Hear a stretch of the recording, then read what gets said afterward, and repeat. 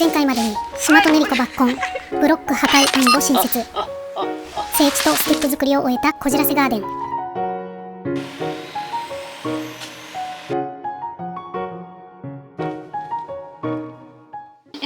そ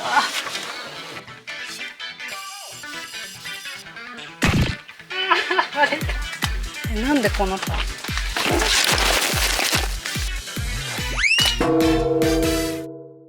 安全性と引き換えに町一番の収入力よ注入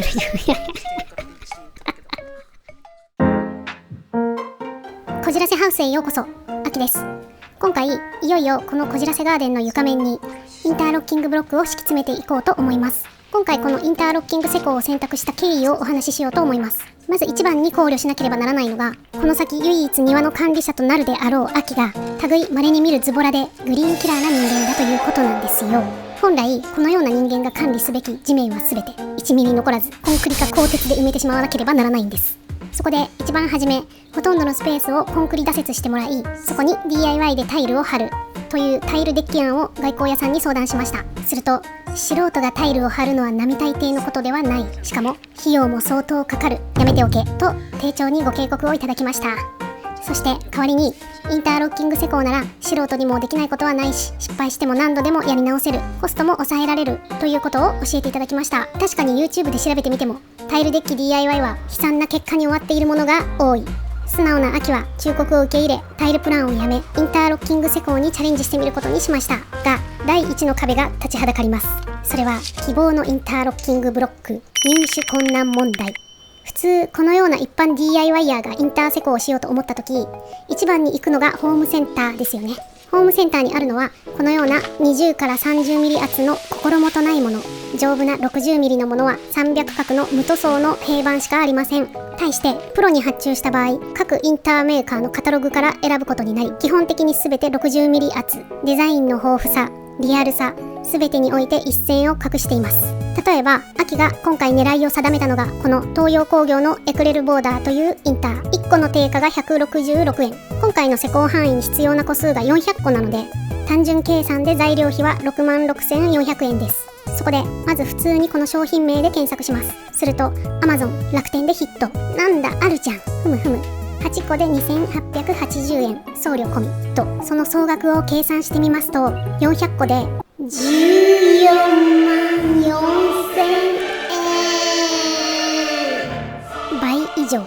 しかも段ボールで普通に送られてくるため、配送業者さんのとんでもない労力が予想される。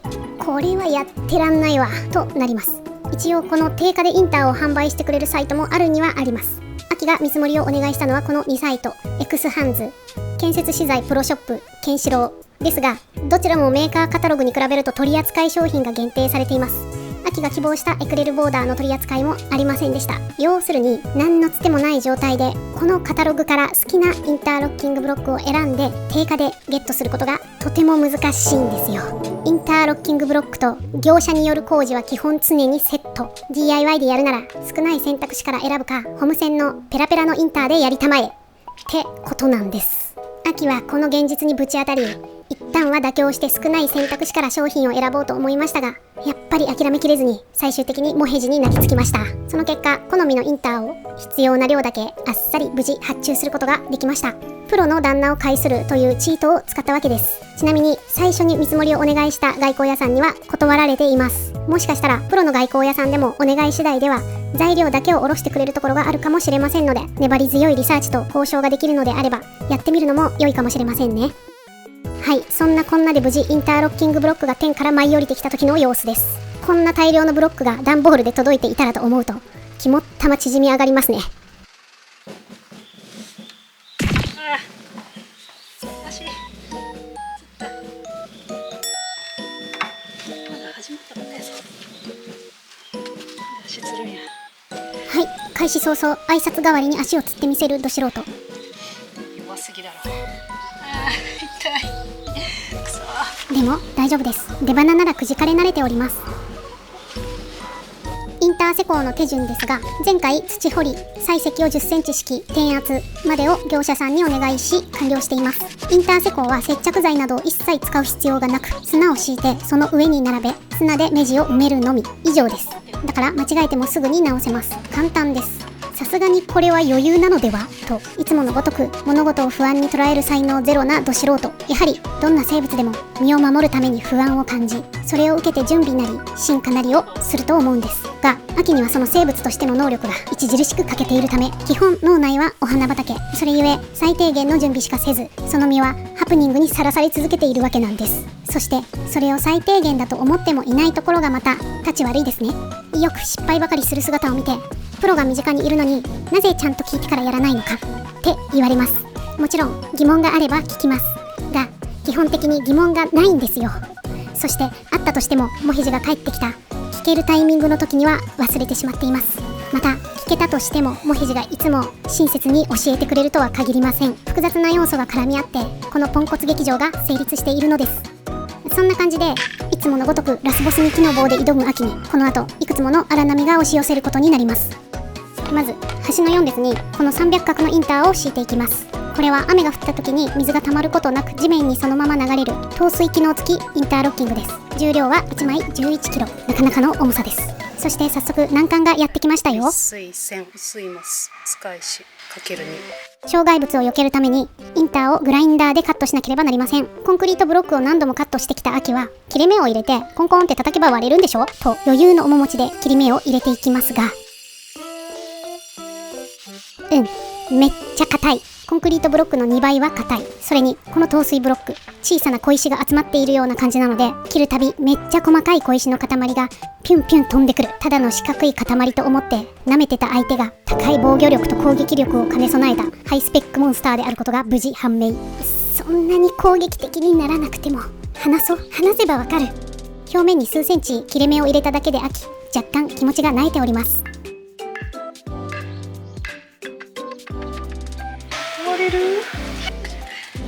なんとか両面から切れ目を入れ、トントン叩いてみますが、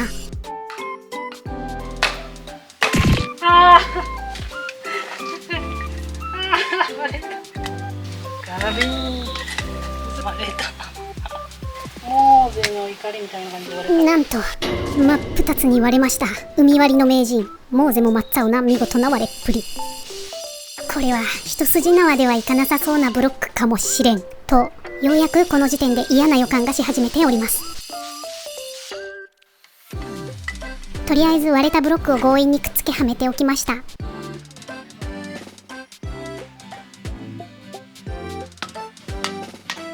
次なる難関は薄いマス、円形、丸くカットなどできるんでしょうか。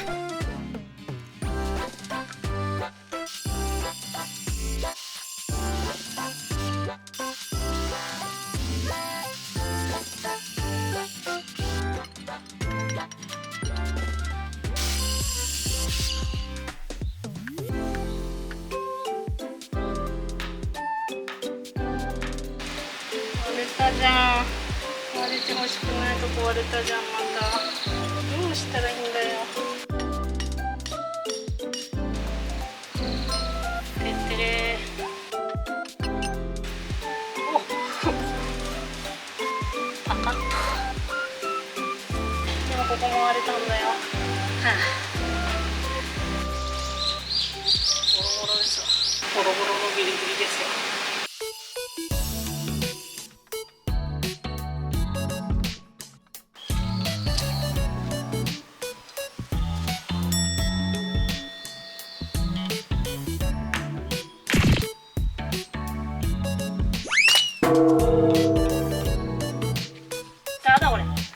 はい、ご乱心からのダーだこれ出ました。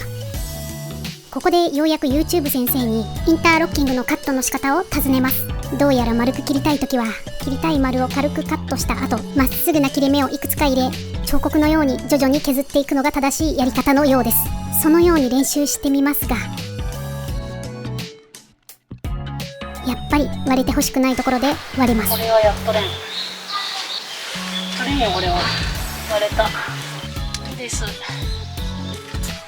小さい丸ならなんとかなりそうですが、このような大きい丸はど素人には厳しいと悟った秋、円形カットは諦めておとなしくまっすぐカットし、周りをモルタルで埋める作戦に変更しました。こうやって切るのが理想だけど、やってみたところこんなボッコボコのバラバラになっちゃったから、ちょっと無理かなって。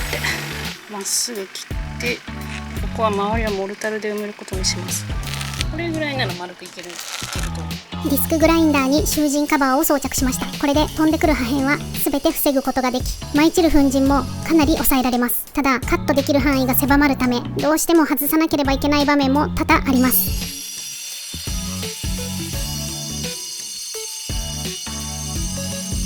怖くて割れないんだけど、絶対割れる気しかしないもん。はい、ここからインターパッカーン恐怖症発症でございます。こっからどうすんだって話。叩くしかないと思うんだけど、叩いたらまた割れるよね、変なとこから。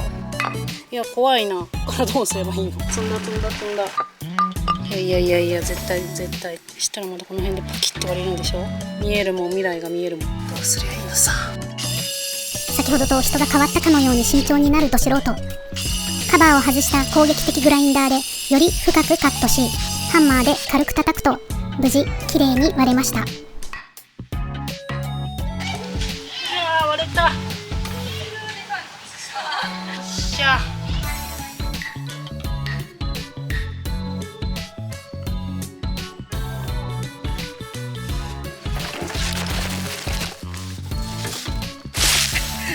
もううまいやんカメラ。ごめんな。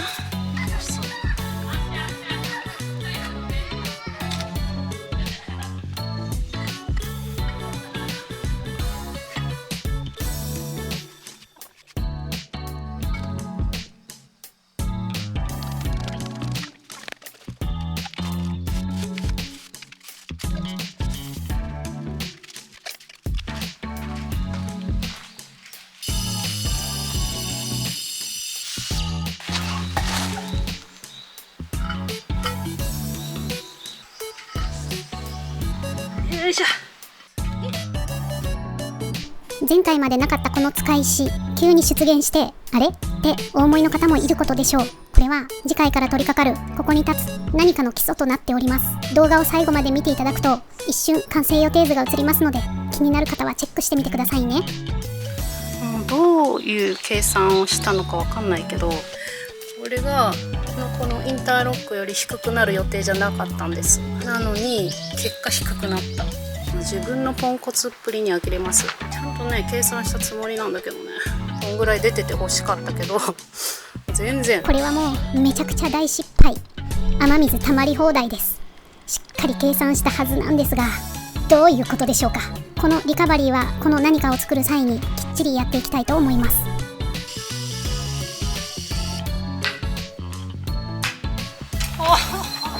気持ちいいこれ。パカってお隣さんが見学に来てくれました。完成をとても楽しみにしてくれています。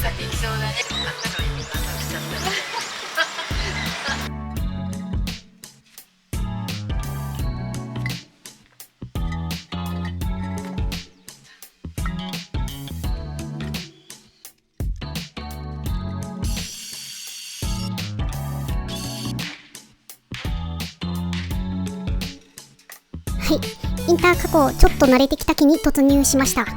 このくらいのカットなら割れずにできるようになった模様。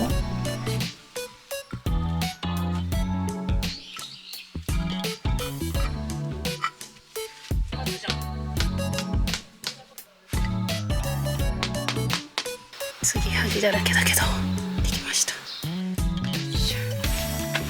1枚インターロック余ったので、ここをリベンジしてみようと思う。今なら割れずにいけそうな気がする。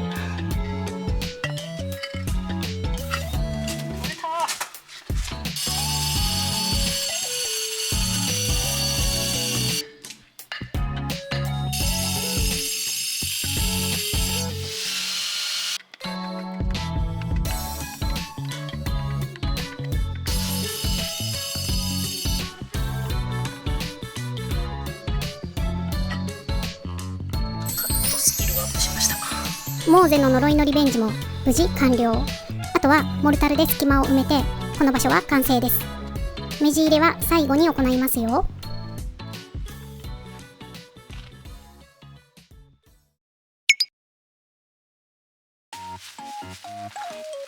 さて、いよいよメインのインター施工に入ります。こちらのエクレルボーダーは1つ 2.8 キロと大きめのチワワぐらいなので片手で持てます。開始早々でかくて四角い11キロのラスボスと木の棒で戦った無鉄砲な私から言わせていただくと、楽勝でしかない。素人で非力な方がインターを DIY するなら、こういった小さくて軽いものをおすすめします。砂を鳴らしてサクサク置いていくだけ。余裕だぜ、大きめのチワワ。何百匹でもかかってこい。そんな脇緩み散らかした余裕ぶっこきど素人に、まずはチワワサイドからの甘噛みジャブ入ります。察しの良いあなたならもうお気づきかとは思いますが、このど素人、ヘリンボーン柄に挑戦しようとしております。可愛いですよね、ヘリンボーンですが。大変だ。間違えた貼り方。なんか微妙に違うの分かります？間違ってますね。自分で図面描いといてさ。仕組みをよく分かっておらず、適当に並べた結果、存在しない柄になってしまいました。チワワからのジャブというより、自ら掘った穴にはまっただけですね。ですが心配ありません。ここがインターの一番のメリット。やり直しがめっちゃくちゃ簡単。だって砂の上に置いてるだけですから。目地を入れてない今だから修正し放題。気を取り直し、正しい並べ方で可愛いヘリンボーン柄を生み出しましょう。こう来るんだ。こうギザギザになるのが正解ですね。なるほど、このピッチでカットチワワが必要になってくると、こちらのチワワ、先ほどのラスボスに比べカットも簡単です。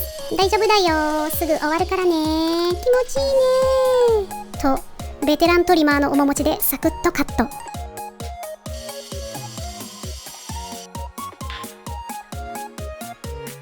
4分の3チワワ、2分の1チワワ、そして4分の1チワワを意気揚々とはめ込んでいきます。いった、めっちゃ気持ちいいが、皆さんお気づきでしたでしょうか。めっちゃ間違えてた。なんとさらなる間違い発覚。俯瞰で見るとすぐにわかりますが、模様がつながってない。いかに全体を把握できていないかが伺えますね。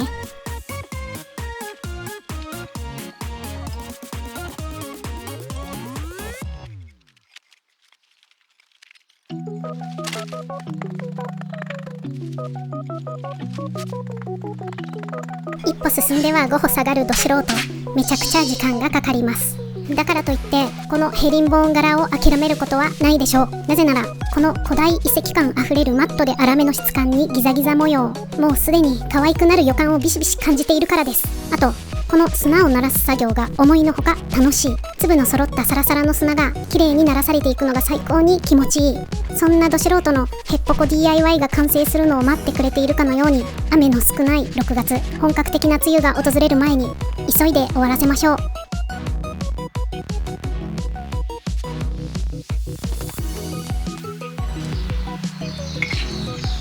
砂盛りすぎた。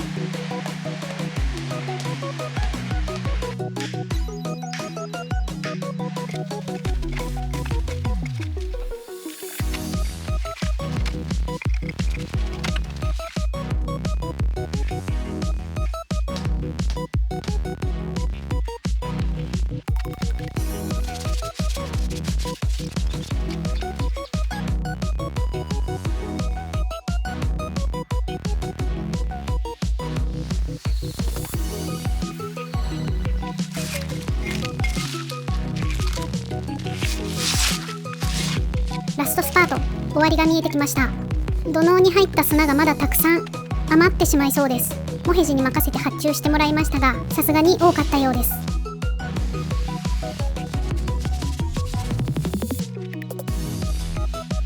親指を叩いた以外は怖いくらいに順調。この後モヘジが姿を現すまでは。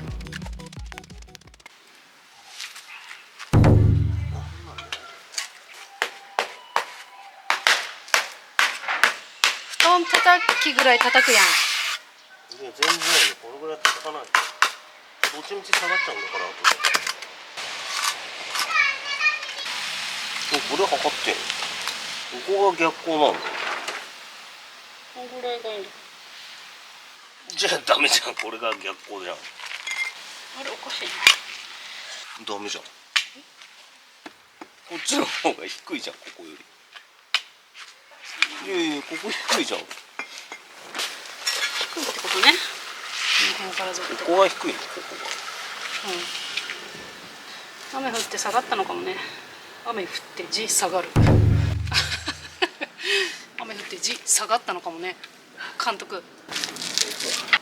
見捨てるの？この現場を捨てていかれたわ。この辺から勾配が逆になっちゃってる。いつの間にやらこっちを低くしていったつもりがどんどん高くしていってるつもりが、今見たらこっちの方が低くなってる。でもこっからやり直さないともうどうにもならないことが判明しました。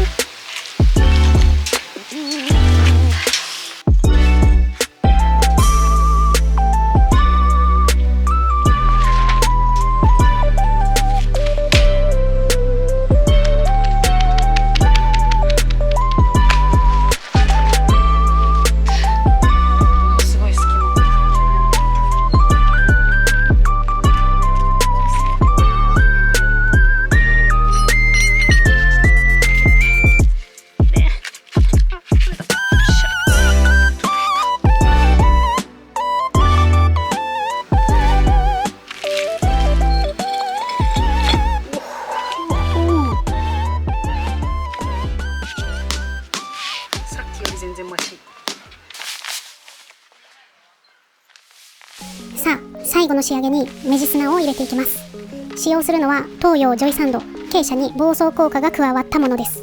ここでもう一つミスが発覚。アキは固まるタイプの砂にしたかったんですが、カタログにあった通りの砂を発注してしまい、固まらないものが届きました。2袋も頼んでしまったので、今回は固まらない砂でやりたいと思います。そのうち目地が減ってくると思うので、次回充填するときには固まる砂でやってみようと思います。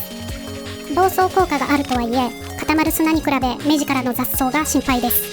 今後観察してまたご報告したいと思います。プロの業者さんに頼む場合、砂を巻いた後プレートで転圧します。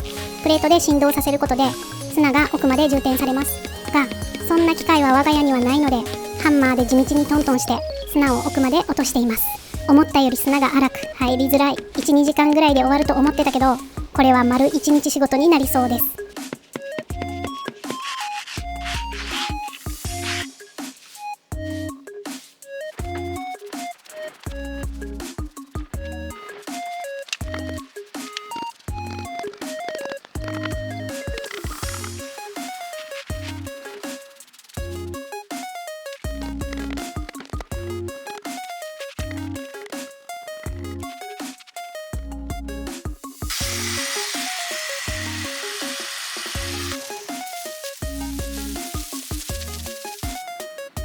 90度になってて、こっちが面を取ってやるんだけど、こう反対って目地入れが完了したので、モヘジにあぶり出されたブロックを正しい位置に直しましょう。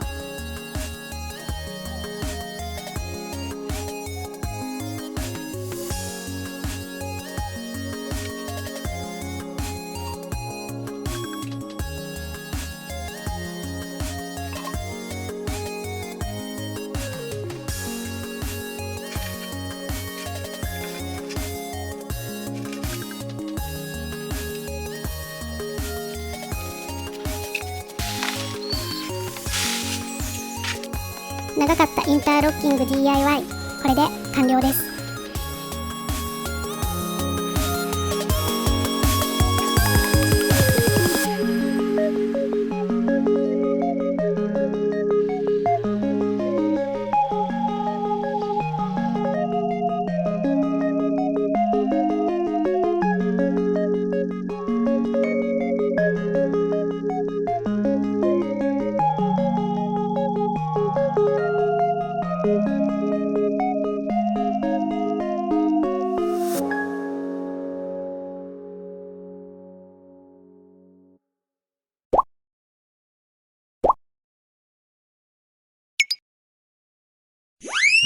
別にアスリートでも戦闘員でもないし、履いてる靴は夫婦揃ってアディダスですけど、履いてる靴は夫婦揃ってアディダスですけど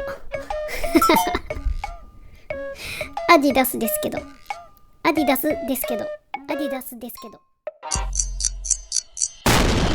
安全性と引き換えに街一番の収納力を手に入れたハイブリッド収納階段を登って、さらなる魔の巣窟へ。安全性と引き換えに街一番の収納力を手に入れる収納力って何？ちょっと一回止める。そう考えると、遺伝云々ではなく、生まれ落ちた瞬間に神から与えられしギフテッドなのかもしれん。そういうことにしておきましょう。遺伝云々ではなく、生まれ落ちた瞬間に亀から与えられてないね。生まれ落ちた瞬間に神から与えられしギフテッドなのかもしれん。その総額を計算してみますと、400個で14万4000円、倍以上。しかもその総額を計算してみますと、400個で1万4400円。違う、そんな安くない間違えた、桁が違ったわ。14万4000円。